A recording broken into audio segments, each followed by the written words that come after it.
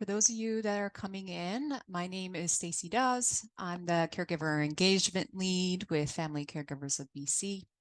For those of you that are coming in, you will be muted and your camera will be off. This is a webinar that will be recorded and provided to you after today's webinar. So just so we get to know each other a little bit, there will be some FCBC staff support in our chat box. So maybe you want to pop in your name, where you're from in our chat box here. This is where we will have the opportunity for questions is through our chat. And we are holding some space at the end of today's webinar to answer any questions that you have.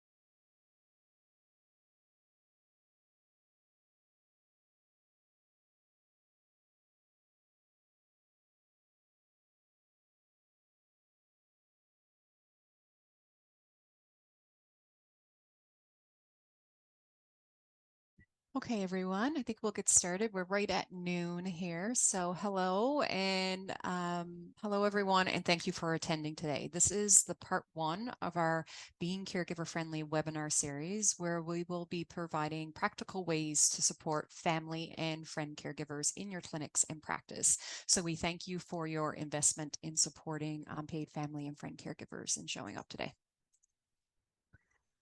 I'd like to acknowledge and thank the Sanis and Esquimalt First Nations communities for allowing us to live, work, and play on their beautiful lands, also known as Victoria. So who are Family Caregivers of BC and what is it that we do? We are a nonprofit charity dedicated 100% to the well-being of unpaid family and friend caregivers. We have been in existence for 35 years, starting in Victoria and then serving across BC as a provincial organization since 2010. And we are a part of the Ministry of Health Patients as Partners initiative. Our third pillar here today is engagement and collaboration. And this is where we will be focusing a lot of our discussion in this webinar today. So engaging healthcare professionals and social services professionals with the intention to provide education on ways you can support and work with unpaid family and friend caregivers by first identifying the caregiver, referring the caregiver to FCBC or other community organizations that have caregiver programs, and engaging with us to follow up and support the caregiver. Other ways that we support unpaid family and friend caregivers through our work is through that direct caregiver support, through our Monday through Friday caregiver support line, information referral and navigation, like navigating the healthcare system. We have support groups, virtual and in person, caregiver coaching as well, our online resource center, and virtual support circles. Education for unpaid family and friend caregivers as well through our webinars and our resource library, newsletters, e-news, outreach to other community groups through our Caregiver Learning Center, which is accessible through our website. So in today's webinar, we'll be discussing the value and the benefits of a caregiver-friendly healthcare system. So to establish a caregiver-friendly healthcare system, we will move through 4 steps that include how you identify a caregiver in your practice, some considerations and how to include the family caregiver in the care planning, communication that you can use to engage with the caregiver, and lastly, steps that you can take to refer the family caregiver for further support. We will also have a clinician success story.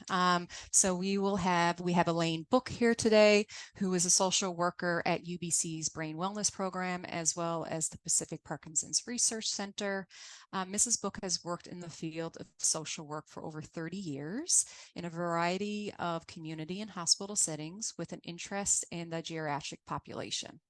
She earned her BSW from the University of Manitoba and her MSW from the University of BC, with her thesis focusing on caregiver stress.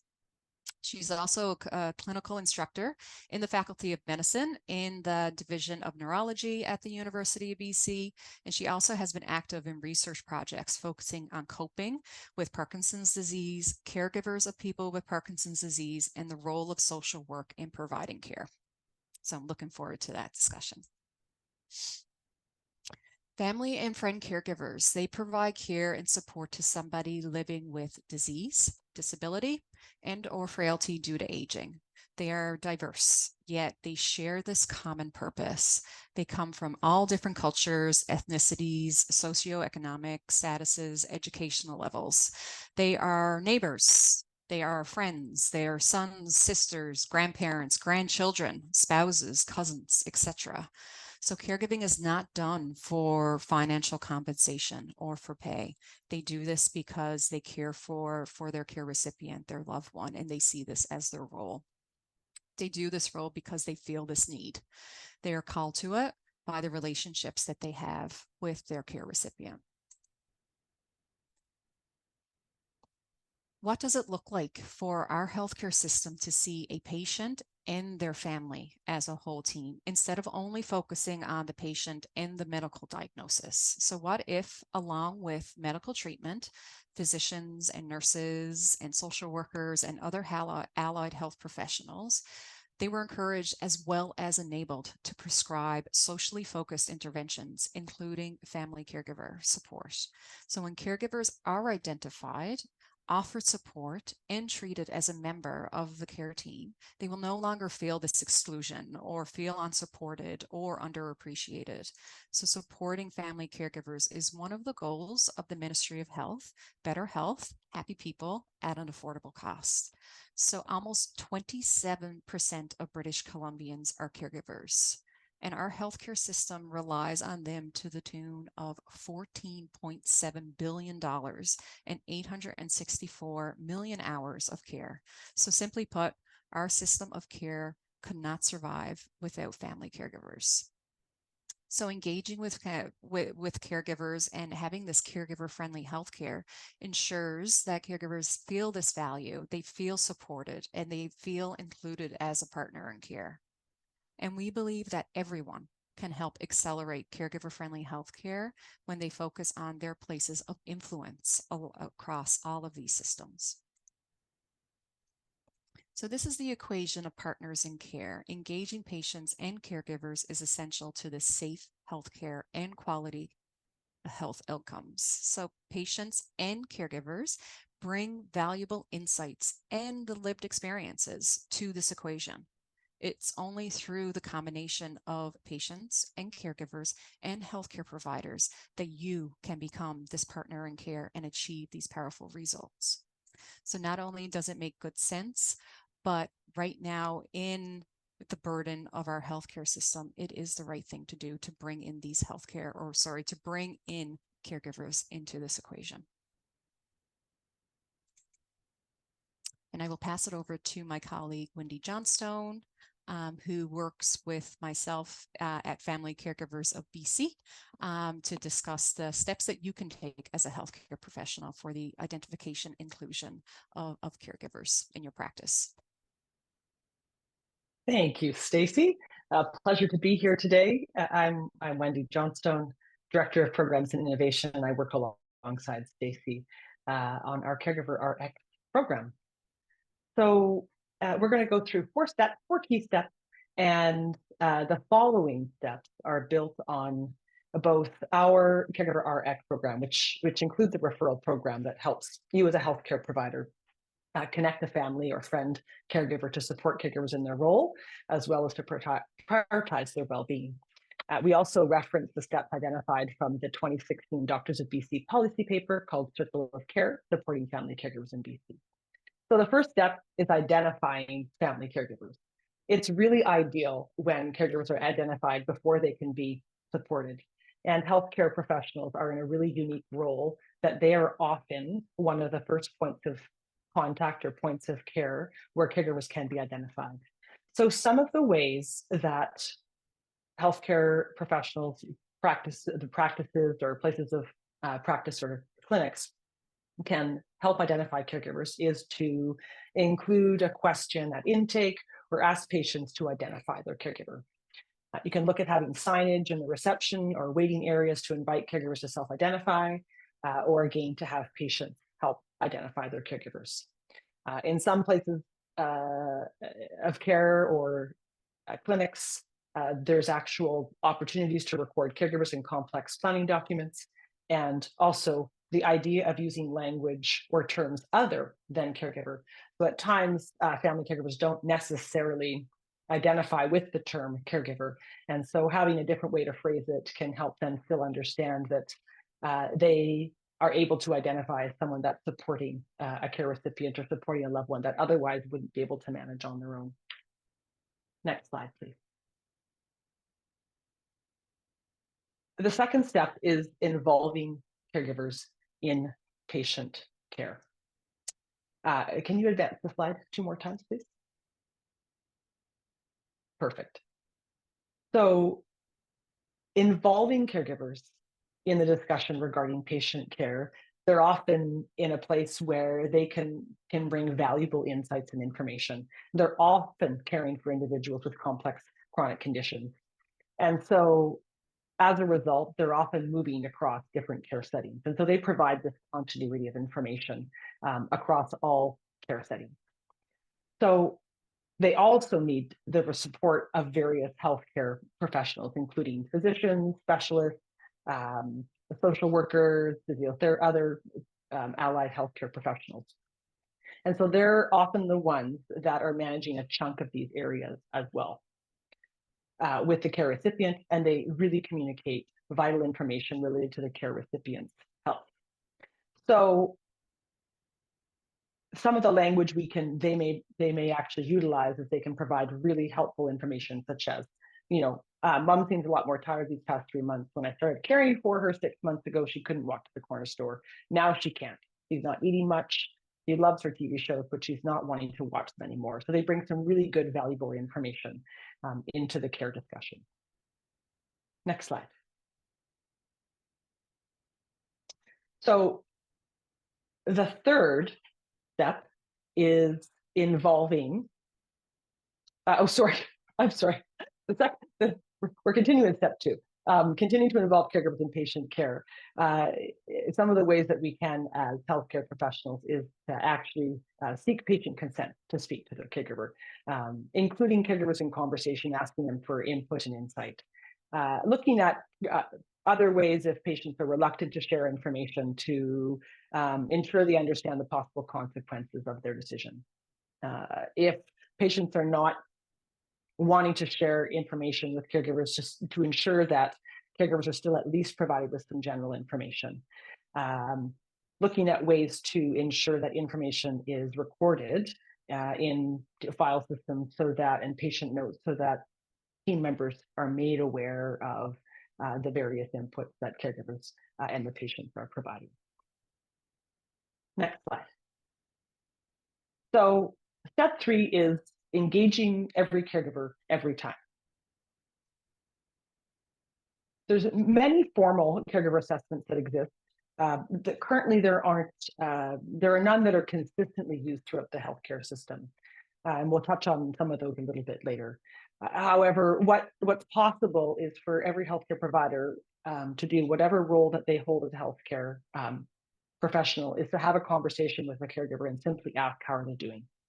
And so just asking that one question can really help build relationships with caregivers. It allows them to feel seen, valued, and heard.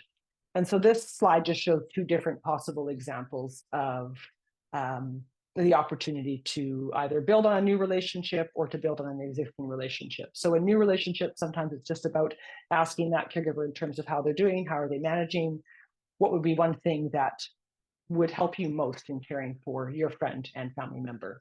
Sometimes for those existing relationships, you can get into a little bit, a bit of a deeper conversation around what are you most worried for, what concerns you the most, connecting around their actual circle of support in terms of do they have someone that they can count on to help them as a caregiver. Next slide. And so the last step is really to provide opportunities to refer, provide information and support.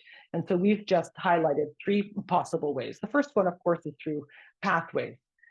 You can encourage family caregivers to access community resources. Through pathways, there's a wide variety of opportunities to refer. We've just highlighted the caregiver support line, as well as the online referral form through Family Caregivers of BC. And as Stacey mentioned earlier, we have the opportunity to then provide emotional support, system navigation, information referral into local supports where the caregiver is residing and ensuring that they're receiving the support to allow them to continue to care.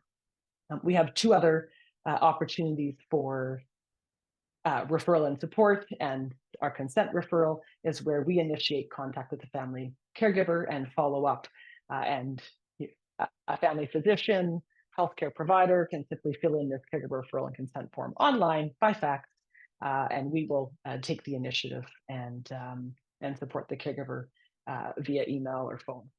Our caregiver prescription pad is a tear-off pad. It's our 10-second handoff, and it's something that any healthcare professional can tear off and provide to the family caregiver to encourage them and enable them to reach out for further support.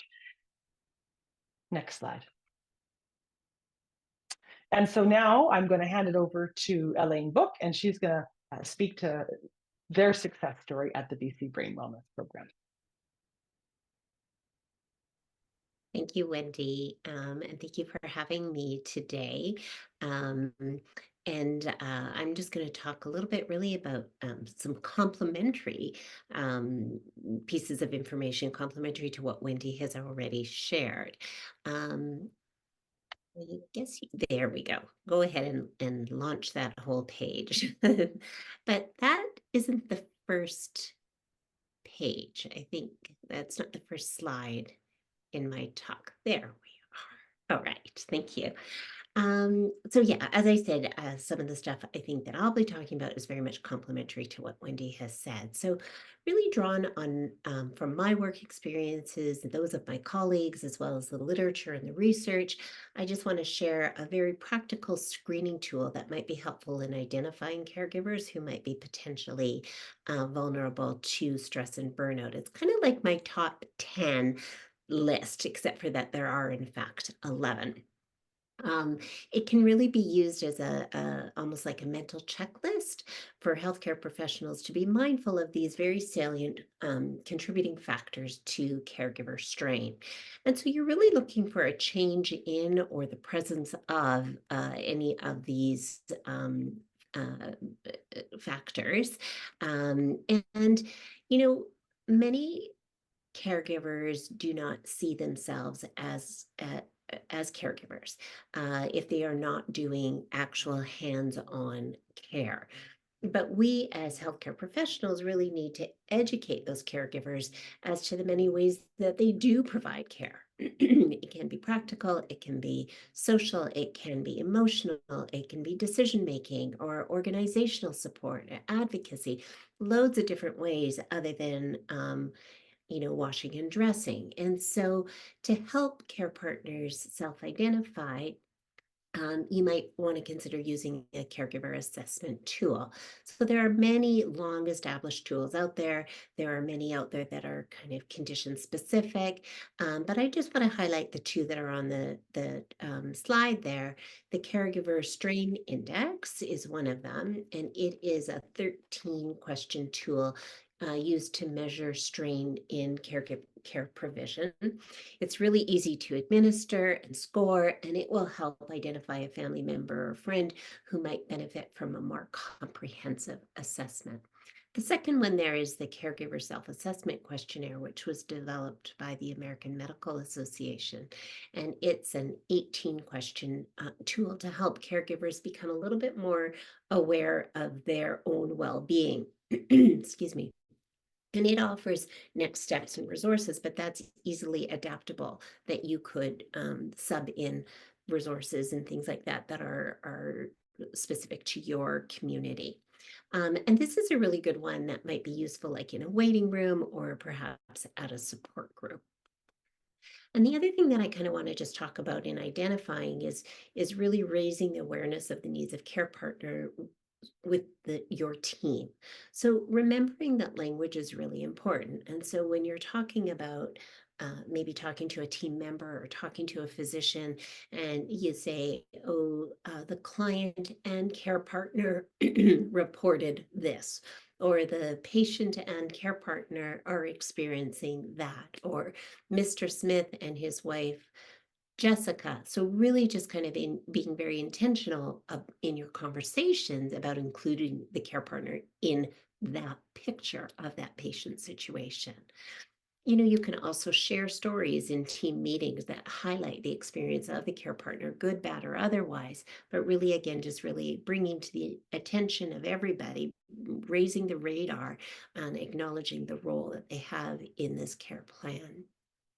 At the same time, bring attention to and share resources at key points when you hear something that might be appropriate for a care partner in that situation. And you can even do something fun like, consider doing an awareness thing with your team during National Caregivers Month. So really just kind of always putting it on the radar. Next slide, please. So here are a few ideas to, again, engage with the caregivers that you work with. And so really promote the invaluable role of the care partner to the care recipient. So and you can do this by requesting to have the care partner participate in meetings and consults, in interventions, and that we as healthcare professionals really value the care partner's perspective and insights and support in the care recipient's wellness.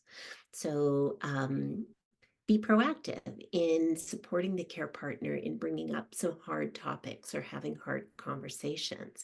So suggest to the care partner to discuss with the care recipient in advance, perhaps of a visit, of an upcoming visit, to share like what are the topics that are going to be shared. Let the care recipient know that honest and open communication with the healthcare team is necessary to get the help that's needed.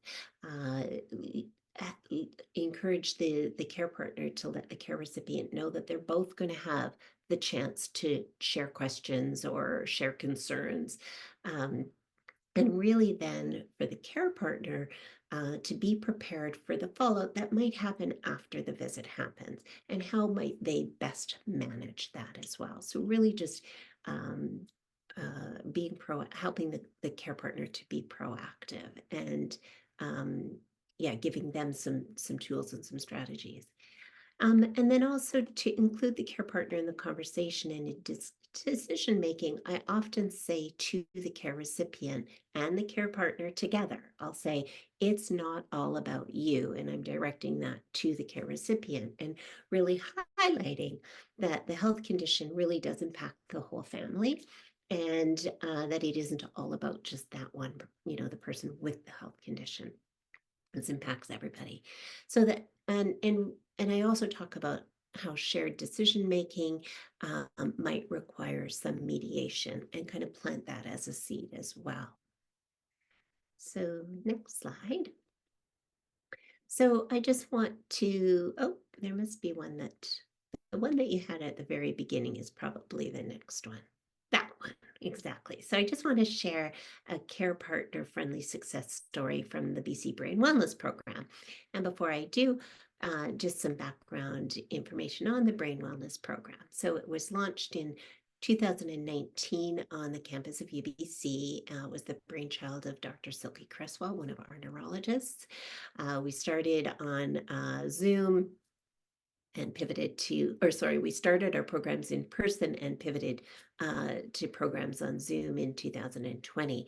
And really, we are leveraging the collective power of clinical care, lifestyle programs, education, and research to design a very comprehensive and integrated program for approach to brain wellness. And it is for people with chronic brain conditions, care partners, and healthy agers. So again, a little bit of that proactive feel.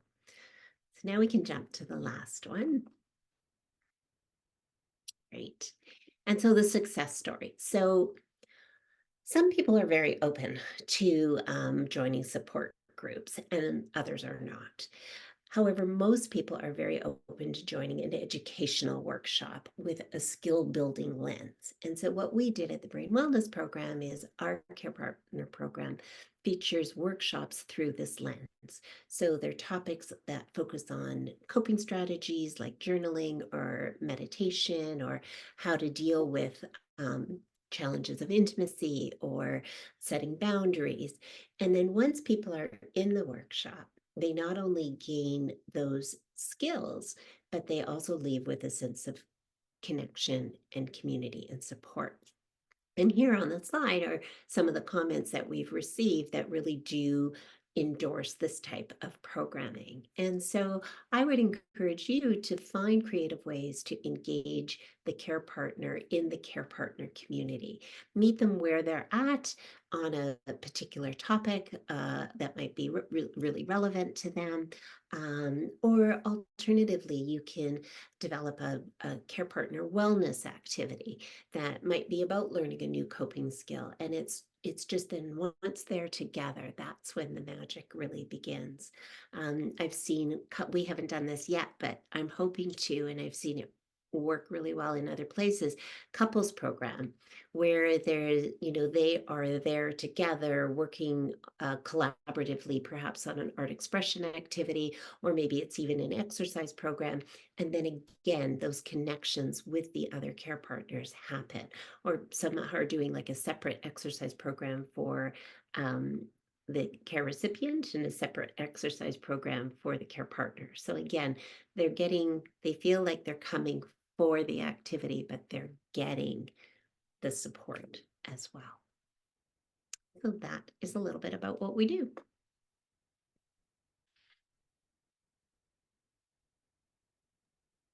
Thank you, Elaine, providing those really practical skills and things that you've done to incorporate the identification and inclusion of caregivers out at PPRC, as well as the Brain Wellness Program. And if any of you haven't had the opportunity to check out the Brain Wellness Program website, I really do encourage you to get on there.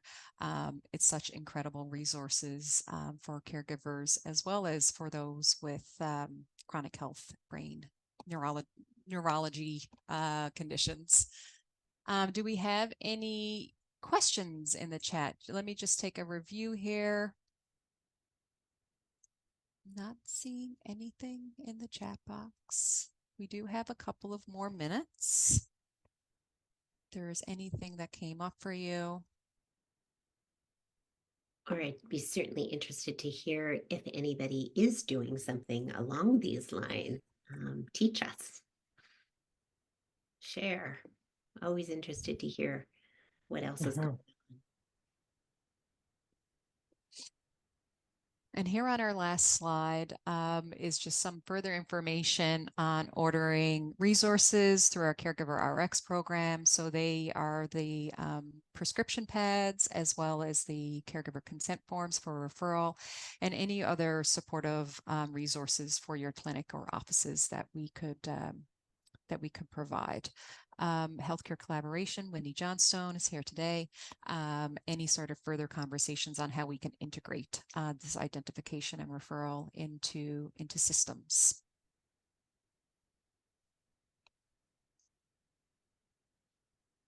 And thank you, Wendy. We will be sending out a healthcare professional toolkit, as well as our evaluation survey for today's presentation webinar. Kate just popped up our resources for healthcare professionals in our chat box. Thank you, Julie. appreciate your attention today.